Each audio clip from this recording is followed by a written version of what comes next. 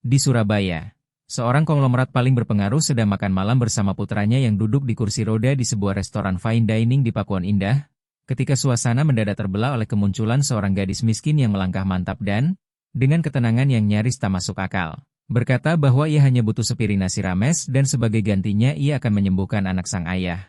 Arman Kurniawan menertawakan itu dengan senyum sinis, meremehkan kata-kata gadis tersebut, sampai sesuatu yang tampak mustahil seakan mulai bergerak tepat di depan matanya. Aula utama restoran paling mahal di kota itu berkilau oleh peralatan makan perak dan lampu kristal, sementara para pelayan bergerak nyaris tanpa suara seperti bayangan yang dilatih untuk tidak mengganggu. Di tengah semua kemewahan itu duduk Arman Kurniawan, nama yang membuat para pebisnis menelan ludah dan bahkan orang-orang berpengaruh memilih menyingkir. Dengan jas hitam sempurna dan wajah keras tanpa senyum, menghadirkan udara yang cukup berat untuk menolak simpati siapapun, seolah di matanya bercampur kuasa mutlak dan kehampaan yang tak tersentuh. Di sampingnya duduk putranya yang berusia 9 tahun, Raffi Kurniawan, kecil dan pendiam dengan tatapan baik yang menyimpan penantian panjang. Kehilangan kemampuan menggerakkan kakinya sejak 5 tahun lalu akibat kecelakaan di Jalan Ahmad Yani. Dan bahkan dokter-dokter terbaik pun tak sanggup mengubah kondisi itu. Arman Kurniawan melirik arlojinya untuk ketiga kalinya dalam 5 menit. Jemarinya mengetuk meja dengan gelisah. Mereka punya 3 koki pemenang penghargaan, namun hidangan terasa terlalu lama baginya. Dan di dunia Arman Kurniawan masalah tak pernah tentang waktu, melainkan tentang siapa yang berani membuatnya menunggu. Seorang pelayan datang tergesa-gesa dan berkata dengan gugup, "Sebentar lagi, Tuan." Tetapi Arman Kurniawan hanya mengalihkan pandangan dan mendengus kesal. Sementara Raffi Kurniawan dia mengamati sambil memainkan sedotan pada segelas jus, seolah sudah terlalu sering menyaksikan amarah kecil yang dianggap normal di meja itu. Seluruh restoran menjaga hormat hampir seperti upacara untuk pria yang membeli saham seperti orang lain membeli roti. Namun hari itu, sesuatu yang tak pernah diduga benar-benar terjadi. Dari tangga marmer di pintu masuk utama turun seorang gadis dengan baju sederhana, rambut dikepang 2, dan mata hitam besar seperti malam tanpa bulan. Ia tidak memohon izin, tidak mencari perhatian, hanya berjalan di antara meja-meja seakan melintasi tanah lapang. Mengabaikan tatapan para tamu, seorang perempuan berbisik dengan cemas sambil meremas tasnya. "Itu anak kecil, dari mana dia datang?" Dan seorang pria menyuruh. "Petugas keamanan, satpam." Sementara para pelayan ragu apakah harus menghentikannya atau berpura-pura tidak melihat. Gadis itu tetap melangkah. Telapak kakinya yang telanjang nyaris tak bersuara di lantai mengilap, tetapi tiap langkahnya terasa seperti menandai wilayah, seolah kemewahan, anggur mahal, taplak linen rapi, dan kesombongan yang kaku, sedang ditantang oleh sesuatu yang jauh lebih kuat daripada uang. Saat ia tiba di meja Arman Kurniawan dan Raffi Kurniawan, ia berhenti dan menatap mereka seperti sudah mengenal sejak lama. Raffi Kurniawan perlahan mengangkat mata dan menahan napas, merasakan sesuatu yang tak bisa ia namai. Sementara Arman Kurniawan mengangkat alis, siap melontarkan kata-kata tajam yang biasa ia pakai untuk menolak orang asing sedingin ia memecat seorang direktur. Namun sebelum itu terjadi gadis tersebut berbicara. Suaranya tidak keras, tapi tegas, jernih, dan penuh keyakinan. Meminta sepiring makan dan menjanjikan kesembuhan bagi anaknya, dan seketika keheningan yang turun bukan lagi keheningan rapat bisnis atau diamnya para tamu kaya, melainkan hening yang nyaris gaib, begitu berat sampai lampu kristal pun seolah ragu untuk berkilau terlalu terang. Apakah pantas cahaya itu bersinar terlalu terang, seolah ruangan sendiri menahan napasnya. Sementara gadis kecil itu masih berdiri tegak dengan tatapan lurus tertuju pada Arman Kurniawan, seakan apa yang baru saja ia ucapkan sama sekali bukan hal mustahil. Raffi Kurniawan tidak berkedip, karena di matanya tersimpan terlalu banyak harapan untuk diabaikan. Namun darah Arman Kurniawan justru mendidih. Ia bersandar ke kursinya sambil tersenyum sinis penuh racun dan bergumam bahwa semua ini pasti lelucon. Lalu dengan nada merendahkan ia bertanya apakah gadis itu sadar dengan apa yang ia katakan. Seorang anak menyembuhkan anaknya dengan apa? Dengan telapak tangan kotor, tetapi gadis itu tidak menjawab, tidak bergerak, hanya menatap dengan tenang, dan justru sikap itu membuat amarahnya semakin memuncak. Ia meninggikan suara, menuduh gadis itu mengira dirinya lebih tahu daripada para dokter terbaik dunia yang telah ia bayar selama 5 tahun hanya demi satu langkah. Dan tanpa lagi peduli pada tatapan orang-orang di sekeliling, amarah menelan sisa kewarasannya. Raffi Kurniawan perlahan menarik tangan ayahnya dan memohon agar ia mau mendengarkan. Tetapi Arman Kurniawan segera menepisnya, berkata bahwa itu hanya tipu daya. Seseorang yang ingin mengambil keuntungan dari penderitaan mereka. Lalu Dengan keras ia menampar meja dan berteriak kepada pelayan agar segera menyingkirkan sandiwara ini sebelum ia sendiri melemparkannya keluar. Para pelayan membeku. Tak tahu harus berbuat apa. Karena di hadapan mereka hanya ada seorang gadis kurus bertelanjang kaki dengan suara yang terdengar jauh lebih dewasa dari usianya. Bahkan mereka yang terbiasa melayani konglomerat dan tokoh terkenal pun tak mampu bereaksi dalam situasi absurd itu. Namun gadis tersebut kembali berbicara dengan suara tenang, mengatakan bahwa ia tidak berbohong, kini menatap langsung Raffi Kurniawan dan meminta izin untuk memberi sedikit bukti. Dan sebelum Arman Kurniawan sempat mencegahnya, ia melangkah maju. Kakinya hampir tak bersuara di lantai mengilap, gerakannya begitu lembut seakan mustahil. Lalu ia berlutut di depan kursi roda dan meletakkan tangannya di kaki anak itu, bukan sentuhan dokter atau doa seorang ustaz di masjid, melainkan sentuhan murni dari seseorang yang sepenuhnya percaya pada apa yang ia lakukan. Raffi Kurniawan terkejut dan menarik napas lebih dalam. Jemarinya menegang. Tetapi tak ada cahaya, tak ada suara, hanya keheningan aneh yang dipenuhi harapan tanpa hasil langsung. Gadis itu menarik tangannya dengan hormat, berdiri, melangkah mundur, dan berkata singkat bahwa kadang memang dibutuhkan beberapa menit. Namun Arman Kurniawan meledak sepenuhnya. Berdiri mendadak sambil berteriak bahwa itulah satu-satunya trik, bahwa menyentuh kaki anaknya bukan alasan untuk dipercaya, bahwa putranya masih lumpuh dan tidak akan bisa berjalan hanya karena sebuah sentuhan. Seluruh restoran membeku, terdiam menyaksikan ada suara yang penuh penghinaan dan kekejaman yang tak perlu, sementara gadis itu tidak membalas sepatah kata pun, hanya menunduk lalu pergi tanpa berdebat, tanpa berlari, melangkah dengan keyakinan tenang seolah tahu bahwa tugasnya telah selesai. Bahkan ketika ia menjauh terasa seakan ia meninggalkan sesuatu di belakang. Arman Kurniawan kembali duduk dengan napas terengah, kedua tinjunya tergeletak di atas meja, sementara Raffi Kurniawan tetap diam menatap pintu tempat gadis itu menghilang. Dengan kilau baru di matanya, kilau seseorang yang merasakan sesuatu yang bahkan tubuhnya sendiri belum mampu jelaskan. Pelayan meletakkan hidangan di meja dan langsung menyesal tidak berpura-pura tersandung di lorong. Karena suasana restoran yang tadinya dipenuhi bisikan halus dan musik lembut kini berubah menjadi hening. Mencekam, hening yang hanya muncul setelah kata-kata keras yang tak perlu dan tak mungkin ditarik kembali. Dan Arman Kurniawan tetap duduk tegang dengan rahang mengeras dan pandangan kosong, tanpa kemenangan dalam amarahnya, hanya bayangan seorang lelaki yang sebenarnya tahu, meski enggan mengakui, bahwa ia telah melangkah terlalu jauh di seberang meja. Raffi Kurniawan menggenggam garpu tetapi tak sanggup menyuapkan makanan ke mulut. Dadanya naik turun dengan irama yang asing seolah ada sesuatu bergerak dari dalam, tiba-tiba ia meletakkan garpu perlahan, menurunkan tangannya ke pangkuan, menatap kakinya sendiri, mengernyit, lalu hampir berbisik, "Ayah, kakiku panas," dan Arman Kurniawan tidak langsung bereaksi. Masih menatap kosong, berusaha menahan badai yang baru saja ia ciptakan. Sampai Raffi Kurniawan mengulang dengan suara lirih di antara takut dan heran, "Ayah, kakiku panas." Sang ayah menoleh pelan, mula-mula ragu, lalu ketakutan muncul di matanya, "Maksudmu panas bagaimana?" Raffi Kurniawan menyentuh lututnya dengan ujung jari dan menelan ludah. "Aku merasakannya, benar-benar merasakannya," kata-katanya patah-patah seperti dipaksa lahir setelah bertahun-tahun terkunci. Arman Kurniawan tersentak condong ke depan, menggenggam wajah putranya agar mengulang, "Katakan lagi, apa yang kamu rasakan?" Dan Raffi Kurniawan menjawab, "Kesemutan. Ayah, kakiku kesemutan. Lemah, tapi aku benar-benar merasa sesuatu. Seperti dunia berhenti." Arman Kurniawan mundur seperti dipukul di perut. Semua kesombongan, ejekan, dan keyakinan bahwa itu penipuan runtuh oleh bisikan anaknya. Ia berdiri begitu cepat hingga kursinya terjungkal, para pelayan terkejut, semua mata kembali menatap, tapi kali ini ia tak peduli. Ia meraih jasnya, melempar uang tunai di meja tanpa menghitung, lalu berlari keluar lewat pintu utama, menyenggol para tamu. Di trotoar yang tersengat terik siang Surabaya, matanya menyapu sekitar dengan putus asa. "Gadis itu! Gadis itu, kamu di mana?"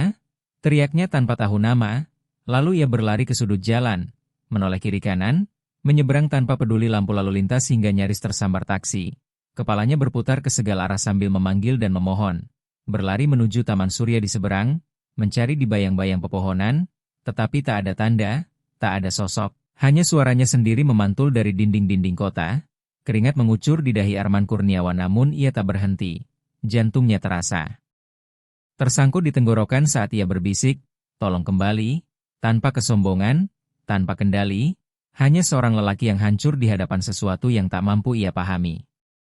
Yang paling menyakitkan bukan sekadar penyesalan karena mengusir gadis itu, melainkan kesadaran bahwa ia sempat ada tepat dalam jangkauan tangan, namun diperlakukan seperti sampah, ancaman, dan kegilaan, sementara kini Raffi Kurniawan berkata ia bisa merasakan kakinya setelah 5 tahun lumpuh. Ketika Arman Kurniawan akhirnya kembali ke restoran, meja sudah kosong, makanan dingin tak tersentuh, dan Raffi Kurniawan hanya menatap keluar jendela. Air mata menggenang di matanya namun bukan air mata sedih. Dia sudah pergi, kan? Tanyanya tanpa mengalihkan pandangan dari jalan. Arman Kurniawan duduk perlahan dalam kekalahan. Menutup wajah dengan kedua tangan seolah ingin menghapus sosok lelaki yang selama ini ia perankan.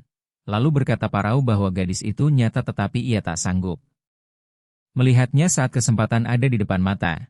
Dan tak ada lagi yang bisa diucapkan karena memang tak ada. Hanya beratnya kepastian bahwa kesempatan paling nyata untuk melihat putranya berjalan kembali mungkin sudah terlewat. Hari-hari berikutnya Arman Kurniawan bukan lagi konglomerat dingin yang tak tersentuh, melainkan lelaki di ambang runtuh. Ia menyisir seluruh Surabaya seperti orang kehilangan akal, dikuasai rasa bersalah yang melukai, menyewa detektif swasta, memeriksa rekaman CCTV restoran dan ruang-ruang publik, bahkan menyuap pekerja di terminal Purabaya, mencari di panti asuhan, rumah sakit, masjid, dan ganggang kumuh, hampir tak tidur dan nyaris tak makan. Sementara ponselnya dipenuhi panggilan dan teriakan panik yang membuat suaranya kian putus asa setiap kali ia meminta pencarian itu diulang lagi dan lagi. Aku akan membayar berapapun, temukan gadis itu, usianya sekitar 9 tahun, kulit sawo matang, rambut hitam, mata tajam, periksa. Lagi, cari di jalanan, aku harus menemukannya, perintah Arman Kurniawan berulang kali. Sementara dunia di luar terus berjalan normal dan justru ia sendiri yang tenggelam semakin dalam ke lubang yang ia gali dengan tangannya sendiri. Lubang yang tak bisa ditutup oleh uang sebanyak apapun. Di sisi lain Raffi Kurniawan pun merasakan kehilangan. Karena untuk sesaat harapan sempat kembali ke hidupnya, ia mampu menggerakkan jari-jari kakinya dan tersenyum sambil berkata bahwa kakinya terasa hangat. Lagi, tetapi tak lama kemudian, seolah waktu yang diberikan telah habis, semua itu berhenti dan mati rasa kembali menyelimuti kakinya. Sensasi itu lenyap seakan tak pernah ada, menghancurkan hati Arman Kurniawan yang mondar-mandir di ruang tamu rumah mewahnya sambil mengulang bahwa ini mustahil, bahwa kebetulan seperti itu tak mungkin terjadi, bahwa gadis itu telah memulai sesuatu dan ia justru mengusirnya. Pada sebuah malam dingin setelah lebih dari seminggu pencarian tanpa henti, ponsel Arman Kurniawan berdering dan ia menjawabnya di nada pertama. Mendengar laporan dari orang yang ia sewa bahwa seorang gadis dengan ciri-ciri yang cocok telah ditemukan di sebuah panti asuhan di Surabaya Utara, kawasan Kenjeran, bersama ibunya. Dan bahkan sebelum sambungan terputus kunci mobil sudah ada di tangannya. Wajahnya letih, mata cekung, janggut tak terurus, ia tak lagi tampak sebagai penguasa menakutkan, melainkan seorang ayah yang memohon pengampunan. Panti asuhan itu sederhana dengan tembok terkelupas dan tangga beton yang dimakan waktu. Ia disambut dengan kecurigaan karena tak ada yang mengerti mengapa seorang pria dengan mobil mewah datang larut malam. Tetapi ia hanya menyebutkan ciri-ciri gadis itu lalu masuk, berjalan menyusuri lorong sempit penuh gambar anak-anak yang ditempel seadanya, mainan rusak, tikar tipis di lantai, dan bau desinfektan samar yang bercampur lembab. Setiap langkah menyeretnya kembali ke masa lalu yang selama ini ia kubur. Saat sebuah pintu kamar terbuka, Arman Kurniawan berhenti. Matanya langsung menemukan gadis kecil itu tertidur meringkuk di bawah selimut tipis. Gadis yang menatap kesombongannya dengan tenang dan menyentuh kaki putranya dengan keyakinan hening. Tetapi ketika pandangannya jatuh pada seorang perempuan kurus dengan wajah letih yang duduk di sampingnya, tanah seolah lenyap di bawah kakinya, ia melangkah masuk 2 langkah lalu terhenti. Berbisik gemetar bahwa ini tidak mungkin, sementara perempuan itu perlahan mengangkat wajahnya dan meski tahun-tahun panjang telah meninggalkan jejak kelelahan, ia tetap dikenali. Hingga Arman Kurniawan menyebut namanya dengan suara seperti melihat hantu. Lestari Mahendra, dan perempuan itu menatapnya tanpa terkejut, dengan wajah keras seolah telah menunggu kembalinya sebuah utang lama. Arman Kurniawan maju setengah ragu dan bertanya apa yang ia lakukan di tempat itu, dan Lestari Mahendra menjawab dengan anggukan kecil bahwa gadis itu adalah putrinya. Benar adanya, dan bahwa ia telah mengusir anak itu dari restoran seolah hanya gangguan. Sama persis seperti dulu ia melakukan hal yang sama kepadanya. Kata-kata itu menampar keras hingga Arman Kurniawan mundur selangkah. Pikirannya terseret ke masa lalu ketika Lestari Mahendra adalah salah satu pegawai paling menjanjikan, cakap, dan bertanggung jawab, dipuji semua orang. Namun saat ia hamil dan mulai sering terlambat serta sesekali absen hingga produktivitas menurun, ia dipecat tanpa pikir panjang, tanpa bertanya, tanpa belas kasih. Arman Kurniawan bergumam bahwa ia tidak tahu apa yang dialaminya dan tidak tahu bahwa gadis itu adalah anaknya. Tetapi Lestari Mahendra menjawab dingin bahwa tentu saja ia tidak tahu karena ia memang tidak pernah mau tahu. Dan keheningan pun menelan ruangan ketika Arman Kurniawan menatap Nadira Mahendra yang tertidur pulas. Merasakan dadanya menjadi berat oleh beban yang tak bisa lagi ia sangkal. Gadis yang ia hina itu ternyata adalah putri dari perempuan yang dulu ia singkirkan. Dan dengan suara nyaris bergetar Arman Kurniawan mengakui bahwa gadis kecil itu telah menyentuh kaki putranya dan untuk pertama kalinya setelah 5 tahun Raffi Kurniawan benar-benar merasakan kakinya. Lalu ia pergi setelah memulai sesuatu yang belum selesai. Sesuatu yang menurutnya harus ia pahami bersama Lestari Mahendra. Perempuan itu menyilangkan tangan dan menarik napas panjang. Karena ruang untuk memaafkan memang belum ada tetapi pintu itu juga belum sepenuhnya tertutup. Lalu ia bertanya dengan nada tenang namun tegas bahwa masalahnya bukan sekadar apakah ia ingin mengerti. Melainkan apakah ia siap mendengar hal-hal yang dulu ia pilih untuk tidak dengar. Dan Arman Kurniawan menjawab putus asa bahwa ia memohon untuk diberi kesempatan. Lestari Mahendra terdiam sejenak seolah kata-kata tersangkut di tenggorokannya. Namun saat ia merapikan selimut putrinya yang tertidur, dadanya terasa sedikit lebih ringan, lalu ia mulai bercerita tentang apa yang terjadi setelah ia dipecat saat hamil tanpa diberi kesempatan menjelaskan, tentang hidupnya yang berubah menjadi medan perang, tentang ketidakmampuannya menemukan pekerjaan karena tak ada yang mau mempekerjakan perempuan yang bisa melahirkan kapan saja. Suaranya bergetar sementara. Arman Kurniawan menunduk diliputi rasa malu dan tak berdaya. Ia menceritakan bagaimana selama hamil ia tinggal di panti asuhan dan tidur di atas tikar bambu yang setiap malam dikepung tikus. Bagaimana ia melahirkan sendirian di RSUD Dr. Soetomo yang sesak tanpa seorang pun di sisinya. Dan setelah keluar ia tak punya tujuan selain bertahan hidup di jalanan bersama bayi kecil itu, menyusuinya dalam udara dingin dan lapar, membiarkannya tumbuh di trotoar, di panti asuhan, dan di antrean dapur umum, menyaksikan putrinya batuk karena kedinginan tanpa selimut dan pingsan karena lapar. Hingga ia menyapu wajahnya sendiri seolah ingin menghapus potongan hidup yang tak pernah ingin ia tonton kembali. Semua itu, katanya, bermula ketika Arman Kurniawan memutuskan bahwa dirinya tak berguna hanya karena produktivitas menurun. Tentu saja menurun karena ia sedang mengandung kehidupan. Tetapi baginya ia hanyalah angka di laporan kerugian, dan Arman Kurniawan hanya bisa menarik napas berat karena tak ada kata pembelaan yang sanggup melawan kebenaran itu. Ia melanjutkan bahwa Nadira Mahendra tumbuh tanpa kamar, tanpa mainan, tanpa perayaan ulang tahun, namun sejak kecil gadis itu memiliki sesuatu yang istimewa. Sebuah kehadiran yang sulit dijelaskan. Kemampuan untuk tahu kapan seseorang sedang membutuhkan pertolongan. Mendekati orang yang tepat pada waktu yang tepat bukan untuk diperhatikan melainkan karena ia bisa merasakan apa yang tak bisa dirasakan orang lain. Lestari Mahendra menata rambut putrinya dengan penuh kasih sambil menceritakan bagaimana suatu hari gadis kecil itu melihat seorang pria duduk di trotoar sambil menangis dan berkata bahwa pria itu sakit di dalam. Lalu saat ia mendekat dan menyentuhnya pria itu roboh dan menangis seperti anak kecil. Mengaku ingin mengakhiri hidupnya tetapi mengurungkan niat itu karena ada seorang anak kecil yang duduk di sampingnya dan berkata bahwa ia masih orang baik. Dan kejadian seperti itu terulang pada banyak orang yang sedih, sakit, dan hancur karena Nadira Mahendra bisa merasakannya tanpa perlu penjelasan. Arman Kurniawan menatap gadis itu seakan di hadapannya berdiri sesuatu yang suci. Masih berusaha menerima kenyataan bahwa anak kecil yang ditolak dunia ini bukan hanya menolong orang asing tetapi mungkin juga telah menyelamatkan nyawa putranya sendiri. Sementara Lestari Mahendra berbisik bahwa ia melihat bagaimana putrinya masuk ke restoran hari itu seolah sudah tahu kemana harus melangkah dan siapa yang harus ia temui. Karena memang sejak pagi gadis itu bangun dan berkata bahwa hari itu mereka akan bertemu seseorang yang penting dan ia akan membantu. Hanya meminta sepiring nasi sebagai balasan. Hingga Arman Kurniawan menambahkan dengan suara patah bahwa gadis itu tidak benar-benar meminta makanan sebagai bayaran melainkan sedang mengujinya. Ingin tahu siapa dirinya sebenarnya, Lestari Mahendra berdiri dengan kedua tangan bersilang. Menatap lurus ke mata Arman Kurniawan dan mengatakan bahwa bahkan setelah semua yang terjadi, tanpa mengetahui bahwa dialah lelaki yang pernah meninggalkan mereka tanpa pegangan, Nadira Mahendra tetap memilih menolong putranya karena gadis itu tidak menyimpan dendam. Ia memiliki tujuan sementara sang ayah memiliki kesempatan untuk melihatnya. Tetapi kesempatan itu justru ia hancurkan dengan mengusirnya seolah seorang penipu. Arman Kurniawan melangkah maju dengan benjolan di tenggorokan dan mengakui bahwa ia tahu apa yang telah ia lakukan. Bahwa ia telah menghancurkan segalanya. Namun kini ia memohon satu kesempatan lagi bukan untuk melupakan masa lalu melainkan untuk memulai semuanya dari awal. Ucapnya dengan suara berat, sementara Lestari Mahendra masih menatap tanpa menjawab. Kali ini tatapannya tak lagi setajam sebelumnya karena di sana ada kelelahan panjang seorang perempuan yang terlalu lama berjuang dan di dalam hatinya hanya ingin beristirahat. Arman Kurniawan melanjutkan dengan mengatakan agar mereka ikut dengannya. Bahwa ini bukan sedekah atau amal melainkan sesuatu yang memang pantas mereka terima dan merupakan kewajibannya. Dan keheningan setelah itu tak berlangsung lama karena Nadira Mahendra yang baru saja terbangun mendengarkan semuanya dalam diam lalu menoleh kepada ibunya dan berkata singkat bahwa mereka bisa ikut. Kalimat sederhana yang maknanya jauh lebih besar daripada kata pengampunan manapun. Malam perlahan menyelimuti rumah besar Arman Kurniawan.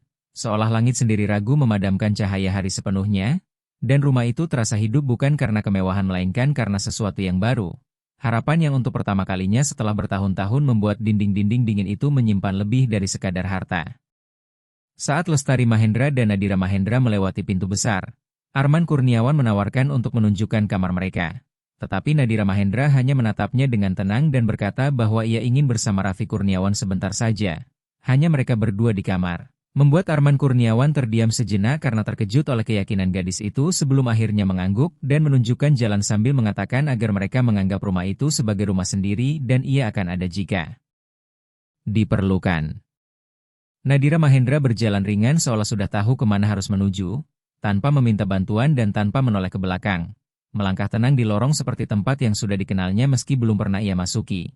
Tidak gentar oleh lukisan mahal, karpet berkelas, atau furnitur Eropa karena kehadirannya justru membuat semua itu kehilangan kuasa.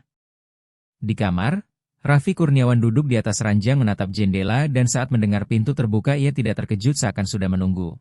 Gadis itu masuk perlahan, menutup pintu dengan hati-hati lalu menatapnya seperti seseorang yang meminta izin sebelum melakukan sesuatu.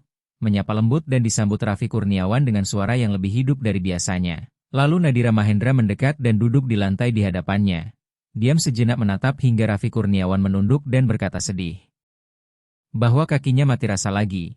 Namun gadis itu menenangkannya dengan mengatakan bahwa itu hanya tertidur dan kadang jiwa memang butuh waktu lebih lama untuk membangunkan segalanya dari dalam. Lalu ia menggenggam tangan mungil anak itu dengan ketegasan mengejutkan dan bertanya apakah ia percaya padanya. Dijawab anggukan dan pengakuan bahwa kepercayaan itu muncul sejak tatapan pertama di restoran.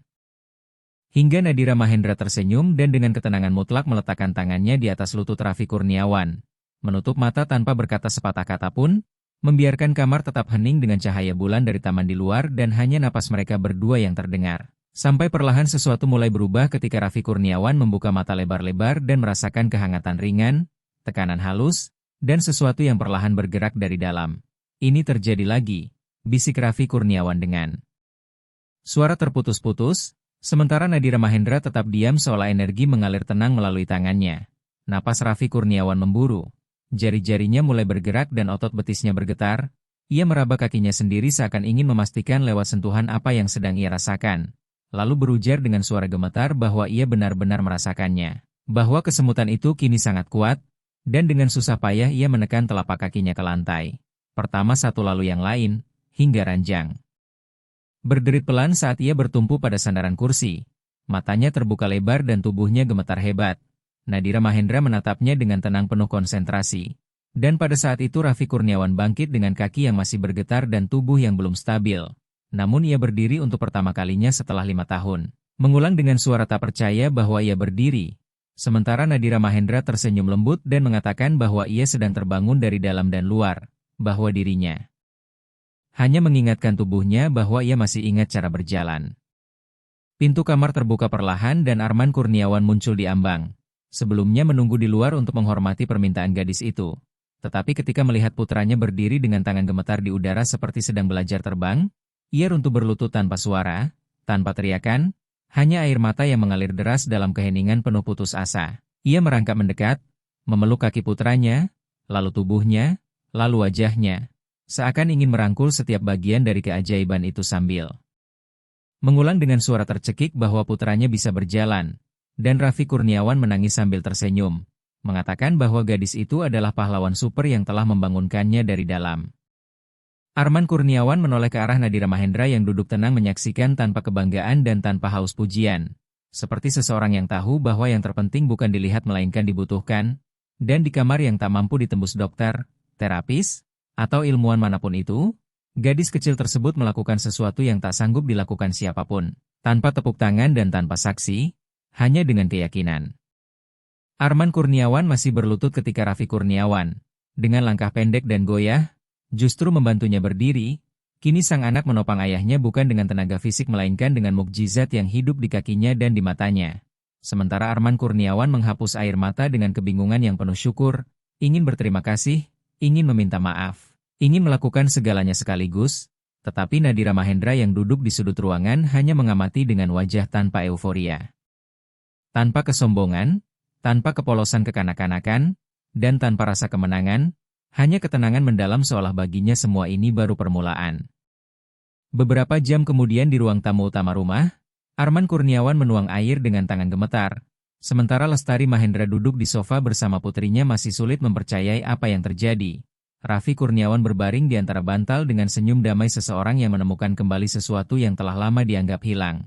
Dan Arman Kurniawan mondar-mandir merasa harus berbicara dan bertindak untuk memecah keheningan yang tak sepadan dengan keajaiban barusan. Hingga akhirnya ia mengakui bahwa ia tak tahu bagaimana membalas semua itu karena hidupnya selama ini dihabiskan untuk mencoba mengendalikan dunia dengan uang dan pengaruh tanpa hasil. Sementara mereka berdua justru melakukan hal yang mustahil. Lestari Mahendra mendengarkan, tetapi matanya tetap tertuju pada Nadira Mahendra seolah tahu bahwa jawaban sejati hanya bisa datang dari putrinya. Ketika Arman Kurniawan melanjutkan bahwa ia tidak hanya ingin berterima kasih melainkan ingin bertindak dan berniat memberikan mereka segalanya. Ia menjanjikan rumah yang nyaman, keamanan, uang, serta pekerjaan yang layak untuk Lestari Mahendra. Dan untuk Nadira Mahendra ia berjanji akan memberi sekolah terbaik, kesempatan terbaik, apapun yang bisa ia lakukan akan ia lakukan karena mereka pantas mendapatkan dunia. Ruangan hening sesaat. Lalu suara Nadira Mahendra terdengar manis namun mengejutkan tegas, seperti sinar matahari yang menembus jendela, mengatakan bahwa mereka akan menerima bantuannya. Membuat Arman Kurniawan menghembuskan napas lega dan hampir tersenyum. Tetapi sebelum itu sempat terjadi gadis itu melanjutkan bahwa semua itu tidak cukup. Sebuah kalimat yang menghantam ruangan dengan kekuatan yang tak sebanding dengan tubuh mungil yang mengucapkannya. Arman Kurniawan mengernyit kebingungan dan bertanya apa maksudnya tidak cukup. Sementara Nadira Mahendra menatap lurus tanpa marah dan tanpa kesombongan, dengan kejernihan seseorang yang melihat lebih dalam dari permukaan, lalu mengatakan bahwa ayah harus benar-benar berubah, bukan hanya untuk menolong mereka, tetapi untuk menjadi manusia yang tidak lagi menyakiti siapapun. Arman Kurniawan terdiam seolah berdiri di hadapan pengadilan tak kasat mata. Raffi Kurniawan perlahan duduk, memperhatikannya dengan saksama, dan Lestari Mahendra pun memilih diam. Nadira Mahendra melanjutkan bahwa ayah punya segalanya, kuasa, suara, pengaruh. Namun selama ini semua itu hanya dipakai untuk mempertahankan keadaan lama dan itu sia-sia. Bahwa ayah harus mengajarkan putranya arti kebaikan. Menunjukkan bahwa manusia bisa salah namun juga bisa memperbaiki segalanya. Bahwa uang bisa menolong tetapi hanya jika digunakan untuk mengangkat mereka yang jatuh. Dan bahwa penyesalan tidak cukup menjadi perasaan, penyesalan harus diwujudkan menjadi tindakan. Kata-kata itu sederhana namun menembus dalam. Membuat Arman Kurniawan merasa sesuatu di dalam dirinya tersingkap tanpa sempat ia bela. Hingga ia menunduk karena itu benar. Karena ia tahu, dan mungkin jauh di lubuk hatinya itulah yang selalu ia butuhkan untuk didengar. Ia mengakui dengan suara patah bahwa gadis itu benar, bahwa untuk pertama kalinya dalam hidup ada seseorang yang berbicara kepadanya seperti itu dan membuatnya mengerti. Lalu Nadira Mahendra berdiri mendekat, menggenggam tangannya, dan berkata bahwa putranya sudah mulai berjalan dan sekarang giliran dirinya. Lalu ia melepaskan genggaman itu dengan gerakan ringan yang terasa seperti sebuah ikrar. Masa depan memang belum berbentuk. Tetapi pada saat itu Arman Kurniawan sadar bahwa tidak cukup hanya memperbaiki masa kini. Sudah tiba waktunya menebus masa lalu dengan perbuatan nyata dan menjadi sosok yang tidak lagi memalukan untuk dikenang. Dan kata-kata Nadira Mahendra bergema di dalam dirinya sebagai perintah sunyi yang tak terhindarkan. Ini bukan sekadar tentang kebaikan, melainkan tentang menebus kesalahan, dan untuk pertama kalinya ia melihat semuanya dengan kejernihan mutlak, bahwa waktu untuk kata-kata telah berakhir dan yang harus mengikuti adalah tindakan yang benar-benar menyentuh hidup orang lain. Hidup Lestari Mahendra, Raffi Kurniawan, dan gadis kecil yang tak meminta apapun sebagai balasan selain melihat bahwa di dalam dirinya masih ada manusia yang mampu berubah. Pada hari-hari berikutnya, langkah awal Arman Kurniawan memang masih ragu namun mantap, dan ia memulainya dari perusahaannya sendiri. Tempat yang selama bertahun-tahun hanya dipenuhi ketegasan dan jarak, dengan memanggil para direktur, mengumpulkan departemen, meminta laporan tentang karyawan yang pernah dipecat dengan alasan meragukan, lalu membentuk komite internal untuk meninjau seluruh pemecatan selama 5 tahun terakhir. Aku ingin menemukan setiap orang yang pernah dirugikan secara tidak adil di sini. Dan aku ingin menatap mata mereka, kata Arman Kurniawan sambil berdiri di hadapan ruangan penuh jajaran pimpinan yang terkejut. Kabar itu segera menyebar, gelombangnya terasa di setiap lorong kantor, dan para karyawan yang dulu selalu menunduk saat ia lewat kini menatap dengan rasa ingin tahu bercampur hormat, tetapi Arman Kurniawan tidak berhenti. Sampai di situ.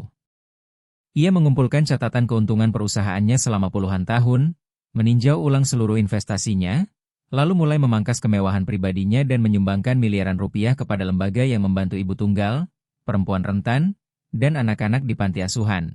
Ia tidak mengumumkan apapun di media sosial dan tidak menyewa agensi. Ia hanya melakukannya diam-diam dengan tujuan yang jelas. Raffi Kurniawan sering menemaninya dalam banyak kegiatan itu, dan mereka mulai mengunjungi panti asuhan, klinik, serta sekolah negeri bersama-sama. Anak itu kini sudah bisa berjalan meski masih sedikit goyah, dan ia terus bertanya banyak hal. Mengapa orang-orang berada di sana? Mengapa di beberapa tempat tidak ada ranjang? Mengapa ada anak-anak tanpa orang tua? Dan Arman Kurniawan menjawab sebisanya. Lalu ketika ia tidak tahu harus berkata apa, ia memilih diam dan mendengarkan. Untuk pertama kalinya setelah bertahun-tahun ia lebih banyak belajar daripada mengajar. Setelah kunjungan ke sebuah yayasan yang merawat anak-anak penyandang disabilitas, Raffi Kurniawan bertanya apakah mereka akan terus melakukan semua ini. Dan Arman Kurniawan menatapnya dengan mata berkaca-kaca lalu menjawab bahwa mereka akan melakukannya sampai akhir hidup. Bahwa kini mereka hidup untuk hal ini dan orang-orang di sana benar-benar menggantungkan hidup pada bantuan semacam itu.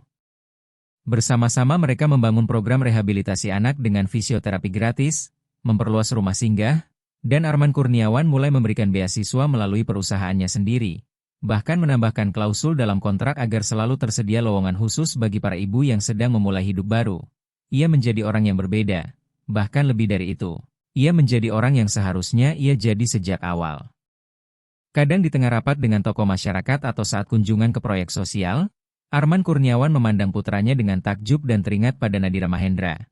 Gadis yang tak pernah meminta apapun, tak mencari tepuk tangan, hanya berjalan di sisi ibunya, belajar dalam diam, mengamati dari jauh. Namun kehadirannya terasa dalam setiap langkah perubahan. Seolah metamorfosis itu dimulai darinya dan kini menyebar seperti riak air yang tak terlihat tetapi kuat. Minggu-minggu berlalu, orang-orang mulai menyadari perubahan itu. Jurnalis mulai menulis, rekan bisnisnya banyak yang curiga, sebagian mengkritik dan sebagian mengejek. Tetapi Arman Kurniawan tidak peduli karena untuk pertama kalinya reputasinya tidak lagi bergantung pada angka melainkan pada sesuatu yang jauh lebih berharga. Ia tidak mengejar penebusan di mata publik, ia mengejar dampak nyata dan menemukannya di setiap jabat tangan, di setiap rumah yang dipugar, dan di setiap tatapan yang kembali memiliki harapan. Matahari bersinar terang ketika Arman Kurniawan memarkir mobil di depan sebuah rumah satu lantai yang baru dicat, berjendela lebar, dengan taman kecil berisi bunga yang baru ditanam. Pagi itu tenang, tetapi udara seakan melambat untuk memberi ruang pada momen yang akan terjadi. Di kursi belakang, Nadira Mahendra dan Lestari Mahendra menatap keluar jendela tanpa tahu kemana mereka dibawa. Sementara Raffi Kurniawan di kursi depan tersenyum lebar dengan mata berkilau penuh harapan. Lestari Mahendra bertanya dengan dahi berkerut mereka berada di mana. Lalu Arman Kurniawan turun dari mobil, berjalan memutari sisi, dan membuka pintu untuk mereka dengan sikap penuh hormat hampir seperti upacara. Berkata bahwa ia ingin menunjukkan sesuatu, dan bahwa tempat itu adalah milik mereka. Keduanya melangkah keluar dengan kebingungan dan berjalan berdampingan. Dan saat mereka tiba di gerbang, Arman Kurniawan menyerahkan seikat kunci kepada Lestari Mahendra, mengatakan bahwa rumah itu dibangun khusus untuk mereka. Bahwa setiap dinding dan setiap detailnya bukanlah amal melainkan bentuk penghormatan atas perjalanan hidup yang pantas mereka dapatkan untuk memulai lembaran baru. Mata Lestari Mahendra membelalak dan untuk sesaat ia kehilangan kata-kata. Tangannya gemetar saat menyentuh dinding dan kusen pintu sambil berbisik bahwa semua ini nyata. Benar-benar nyata. Bahwa rumah itu untuk mereka. Dan Arman Kurniawan menjawab lembut bahwa itu memang untuk mereka dan bahwa masih ada lagi. Ia membuka pintu perlahan dan rumah itu terasa hidup. Dengan ruang tamu yang terang, dapur yang rapi berisi keranjang buah segar, serta 2 kamar tidur. Salah satunya dicat biru muda dengan rak buku, mainan sederhana, dan meja belajar di dekat jendela. Sementara di atas ranjang terlipat rapi seragam sekolah baru dengan nama Nadira Mahendra terbordir di saku. Pertanda bahwa ia bisa bersekolah dimanapun ia mau karena semuanya sudah diatur. Arman Kurniawan lalu mengeluarkan sebuah amplop dari sakunya dan menyerahkannya kepada Lestari Mahendra. Menjelaskan bahwa di dalamnya ada pekerjaan tetap yang bukan belas kasihan melainkan pengakuan atas kemampuan yang memang layak dihargai. Dan ketika Lestari Mahendra membukanya perlahan ia menemukan kontrak yang jujur dengan gaji yang layak. Menyadari untuk pertama kalinya ia tak perlu lagi memilih antara bertahan hidup atau merawat anaknya. Nadira Mahendra berjalan ke tengah ruangan. Menatap sekeliling dengan tenang lalu memandang Arman Kurniawan yang menunggunya dalam diam dengan harapan akan sebuah tanda, dan ia mendekat perlahan. Menatap lurus sambil berkata bahwa rumah itu indah, pekerjaan itu adil, dan sekolah itu luar biasa. Tetapi semua itu bukanlah hal yang terpenting. Arman Kurniawan tertegun dan bertanya apa maksudnya. Lalu Nadira Mahendra menggeleng dan mengatakan bahwa yang terpenting adalah perubahan yang nyata, bukan hanya dalam hidup mereka melainkan juga dalam hidup orang-orang lain yang masih bisa ia sentuh. Kata-kata yang jatuh seperti berkat tanpa tuduhan dan tanpa celaan, hanya penegasan tenang dari seseorang yang telah melihat benih tumbuh dan kini menyaksikan buahnya. Raffi Kurniawan mendekat dan menggenggam tangan gadis itu dengan mata berkilau, mengatakan bahwa ia seperti percikan api yang tahu cara menyalakan orang dari dalam. Dan Nadira Mahendra tersenyum sambil menjawab bahwa yang mereka lakukan hanyalah mengingatkan orang siapa diri mereka sebelum mereka lupa. Arman Kurniawan menarik napas dalam, menatap langit sejenak lalu kembali memandang gadis kecil yang telah mengguncang, menyembuhkan, dan membebaskannya. Kemudian ia memeluk Lestari Mahendra dengan penuh hormat dan memeluk Nadira Mahendra dengan rasa syukur. Dan di sana mereka berempat berdiri dalam keheningan di rumah baru yang dibangun di atas runtuhan kesalahan lama. Menyadari bahwa sesuatu akhirnya tuntas, sesuatu yang tak bisa dibeli oleh kekayaan, sebuah awal baru yang mengakui nilai. Sejati manusia berupa kerendahan hati dan iman. Dan semua itu bermula dari seorang gadis kecil yang hanya meminta sepiring nasi sebagai ganti sebuah keajaiban.